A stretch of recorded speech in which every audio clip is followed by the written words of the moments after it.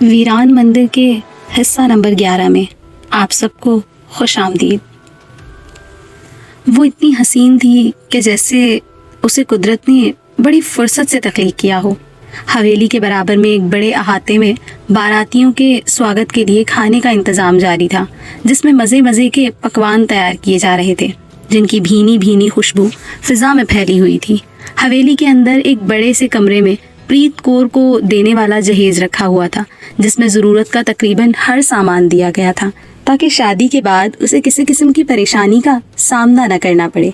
छोटा मोटा सामान बड़े बड़े ट्रंकों में रखकर उन पर ताले लगा दिए गए थे, जिनकी चाबियां प्रीत कौर की वालदा ने अपने पास हिफाजत में रखी हुई थी।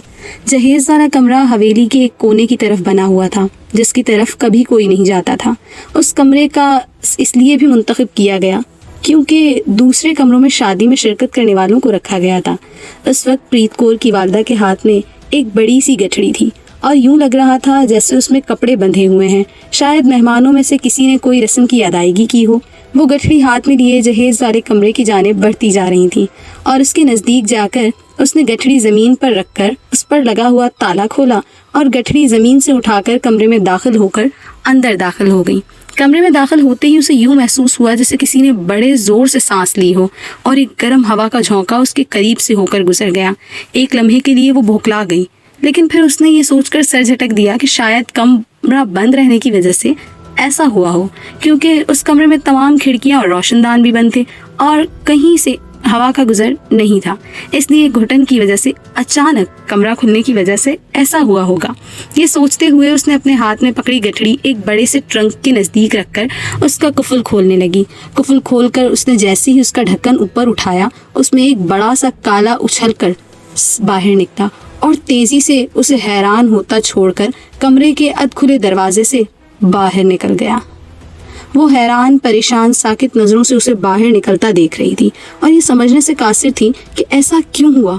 कमरे में रखा ट्रंक तो उसने खुद मुकफल लगाया था और कमरे का दरवाज़ा भी बंद किया था और उसके साथ साथ कमरे में कोई दाखिल भी नहीं होता और ऐसा रास्ता भी नहीं था। तो फिर ऐसा कैसे हुआ? एक सियाह बिला सा ट्रंक भी बंद हो गया और जिंदा हालत में उसके सामने मौजूद हो। कुछ देर तक वो बुत बनी खड़ी रही और फिर तेजी से घबराती हुई कमरे से बाहर निकल गई।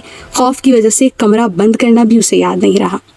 मुसलसल कोशिशों के बावजूद भी रशीद की माँ अपने नापाक मकसद में कामयाब नहीं हो पाई थी। एक दो बार रशीद को भी उस पर शक हुआ कि जैसे उसकी माँ उससे कुछ छुपाने की कोशिश कर रही हो, लेकिन उसने ज़्यादा गौर नहीं किया। लेकिन कल तो हद ही हो गई। जब उसको प्यास की हाजत हुई तो उसने पानी पीने के लिए सहन का रुख किया। उस वक्त उसकी माँ घर का बाहर का दरवाज़ा खोलकर सहन में दाखिल हो रही थी और उसके पूछने पर उसने बताया कि वो सोई हुई थी जब उसे घर से बाहर के लिए बोलने की आवाज़ें आ रही थीं। इसलिए वो सिर्फ ये देखने के लिए बाहर निकली थी कि गली में न जाने कौन सी ज़रू है और उसे ज़ीरो नहीं दिखाई दी थी।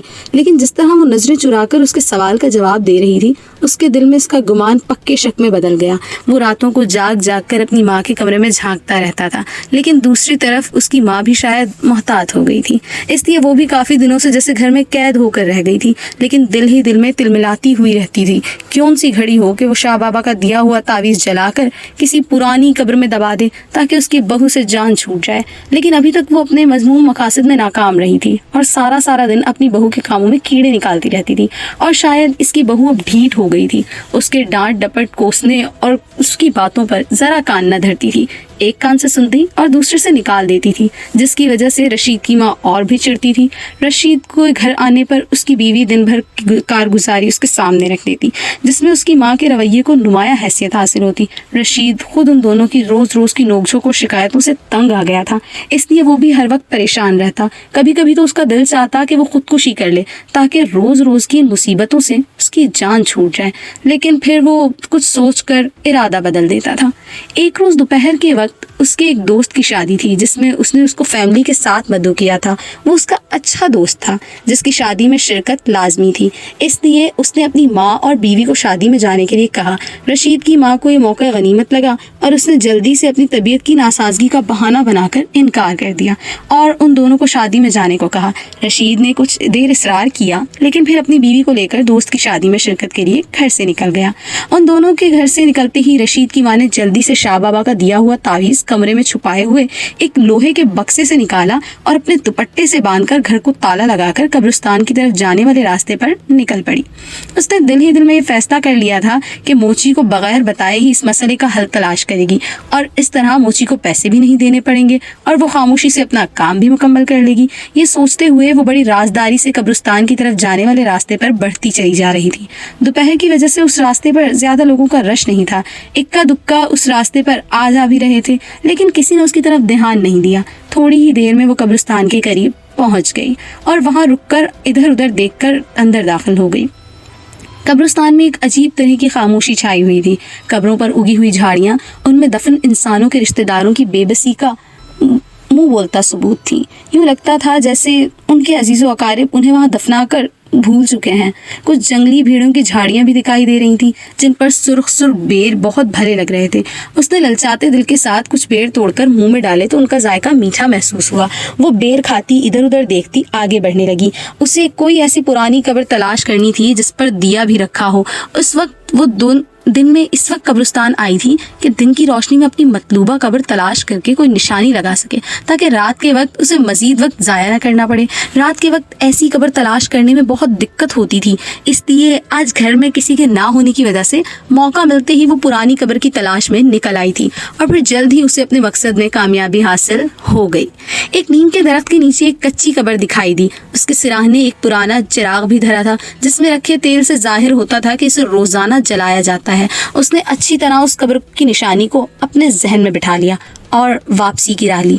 ये एक छोटा सा हाल नुमा कमरा था, जिसके वस्त में एक करीर से शक्ल इंसान, जिसके जिस्म पर गेरवे रंग का लिबास था, हाथ में एक त्रिशूल थामे बैठा था। त्रिशूल के तीनों तीरों पर बंदरों के साथ लटक रहा ताज़ा सर लटक रहे थे, जिनसे खून बह बहकर सामने रखे एक पीतल के थाल में इकट्ठा हो रहा था। वो शख्स शक्ल और हुलिये से कोई साधु लग रहा था। उसका गंजा सर कमरे में लगे एक बल्ब की जर्द रोशनी में खूब चमक रहा था। यूं लगता जैसे उसने अपने सर में सरसों के तेल का खूब इस्तेमाल किया हो। थाल में जमा होते खून में से हाथ सीधे किए और 2 उंगलियां डुबोकर अपने माथे पर फेर रहा था, जिससे उसके माथे पर खून एक पपड़ी की सूरत में जमता जा रहा था और एक मोटी तह लगती जा रही थी। ये काम करने के साथ साथ वो अपने मुंह में कुछ पढ़ पढ़कर बंदरों की खोपड़ियों पर भी फूंकता जा रहा था। गालिबन वो कोई मंत्र पढ़ रहा था, लेकिन कोई ना कोई मानूस सी जुबान थी जिसका एक लफ्ज भी पल्ले नहीं पड़ रहा था। हैरत की बात ये थी कि जैसे ही वो इन बंदरों की खोपड़ियों पर मंत्र पढ़कर फूंकता, उनकी मुर्दा आंखें एक झटके से खुलती और फिर बंद हो जाती।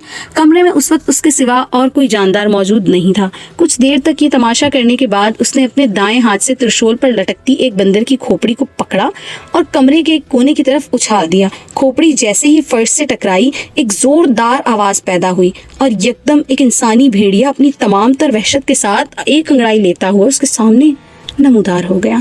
नमूदार होने वाले इस भेड़िए के तमाम जिस्म पर लंबे लंबे स्याह बाल थे और उसका भयानक सा चेहरा भी स्याह बालों ने ढांप रखा था, जिससे उसके चेहरे को वाज़े तौर पर नहीं देखा जा सकता था।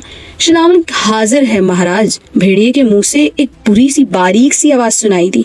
गालिबन वो साधु को ही महाराज पुकार रहा था, क्योंकि उस कमरे में उन दोनों के अलावा इस वक्त और कोई मौजूद भी नहीं था। साधु जो उस दौरान त्रिशूल जमीन पर रखकर उसी तरफ देख रहा था और बोला, मैंने तुम्हें एक इंसानी भेंट लाने के लिए भेजा था, लेकिन इतना समय गुजरने के बावजूद भी तुमने मेरा काम नहीं किया। साधु गुस्से से लाल पीला होकर उससे मुखातिब हो रहा था। महाराज, मैं अपने मकसद में कामयाब हो गया था, लेकिन ऐन वक्त पर गांव के लोगों ने मेरा पीछा किया और मुझसे मेरा शिकार छीन लिया। शुमालिक ने डरते डरते जवाब दिया। साधु को जवाब देते वक्त उसके जिस्म पर यूं लर्जा तारी था जैसे किसी भी वक्त साधु उसको मंत्र से गायब कर देगा या फिर वो भस्म हो जाएगा। लेकिन ये तो 1 हफ्ते पहले की बात है जो तुम मुझे बता रहे हो, साधु ने जवाबन कहा। जी महाराज, आप सच कह रहे हैं, लेकिन इन 7 दिनों में मैं दूसरे शिकार की तलाश में था, शिलमाल ने दोबारा घबराते हुए जवाब दिया। ये बात कहते हुए उसके जिस्म पर लर्जा तारी हो गया था। साधु कुछ देर तक गुस्से की हालत में उसे देखता रहा, फिर गुर्राते हुए उसको दोबारा जल्द शिकार तलाश करने का कहकर मुंह ही मुंह में एक मंत्र पढ़कर रहा और उस पर फूंक दिया। ऐसा करते ही इंसानी भेड़िया यकदम कमरे से गायब हो गया। Please like, comment and subscribe the channel Shehzad Khan Horror Stories, and thanks for watching.